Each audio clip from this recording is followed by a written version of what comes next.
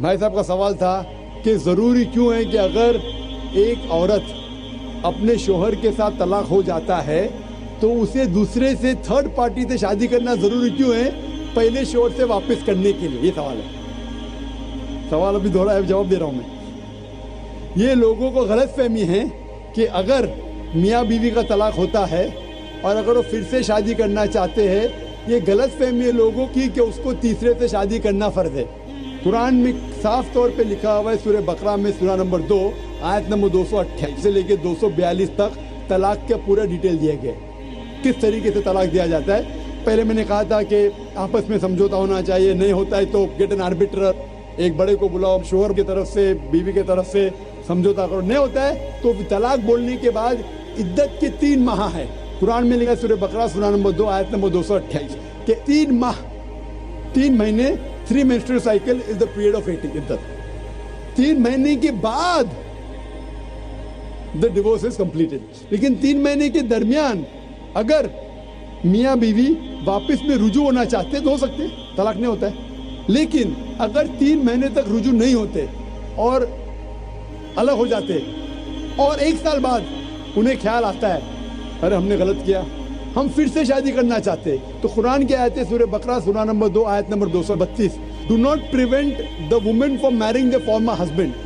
آپ عورتوں کو اپنے پرانے شوہر سے شادی کرنے سے مت روکیے.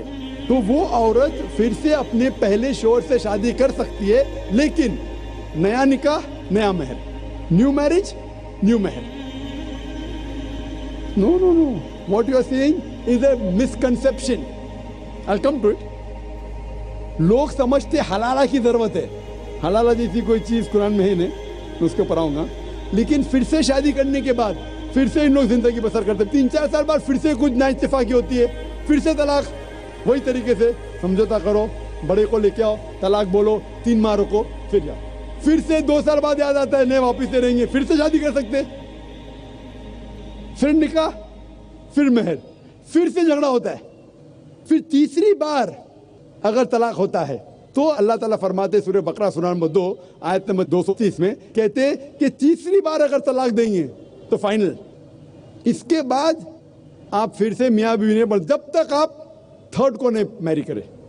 اس میں کیوں, یہ شادی بیاہ گڈا گڈی کا کھیل تھوڑی ہے. بچپن میں گڈا گڈی کا کھیل میں شادی کرو پھر سے طلاق دو, ایک دن میں 10 بار شادی کر سکتے, برابر نا.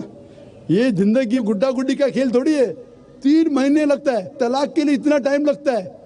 پرائیویٹ میٹنگ, پھر بڑے لوگ سے میٹنگ, پھر 3 ماہ, پھر جڑو پیار سے, ایک دوسرے پہ کیچڑ مت اچھالو, پھر شادی کرو. میں نے میری زندگی میں کس کو بھی نہیں دیکھا جو صحیح طریقے سے تیسری بار طلاق ہوا, میں دیکھا نہیں ابھی تک. 1 بار ہوا دیکھا ہوگا, 2 بار, تیسری بار تو دیکھا ہی نہیں میں.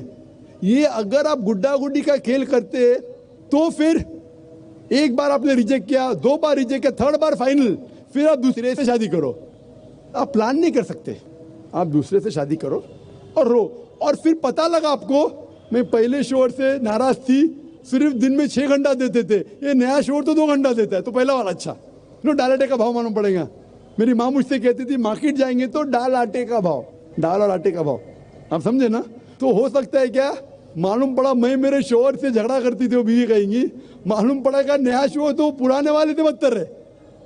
آپ سمجھ رہے نا. اور پھر اگر نئے والے سے ڈیورس ہوا, سیم طریقہ, آپس میں سمجھوتا, پلاننگ نہیں. اگر پلاننگ کریں گے کہ ایک رات تمہارے ساتھ سوؤں گا اور پھر طلاق دینا, یہ حرام ہے. آپ سمجھ رہے نا. یہ کچھ لوگ کرتے ہیں, میں جانتا ہوں مسلم معاشرے میں وہ حرام کرتے. پلاننگ کرنا, تمہارا شوہر بنوں گا, ایک رات بعد طلاق دوں گا, پھر تم شوہر شادی کرنا, یہ حرام ہے. کچھ لوگ کرتے ہیں, غلط کرتے, قرآن میں ایسا نہیں لکھتے. تو اگر تیسری بار طلاق کے بعد یا پہلی طلاق کے بعد بھی, پہلے بار طلاق دیے, دوسرے سے شادی کیے, پھر پتہ لگا صحیح نہیں, تو واپس جا سکتے. آپ سمجھے نا. تو یہ جو ہے ضروری ہے تھرڈ پارٹی کے پاس جانا, اگر 3 بار صحیح طریقے سے طلاق ہو تو اسلام میں اتنی چھوٹ ہے ماشاءاللہ, اور اتنا صحیح مذہب ہے. It's the most practical way of life.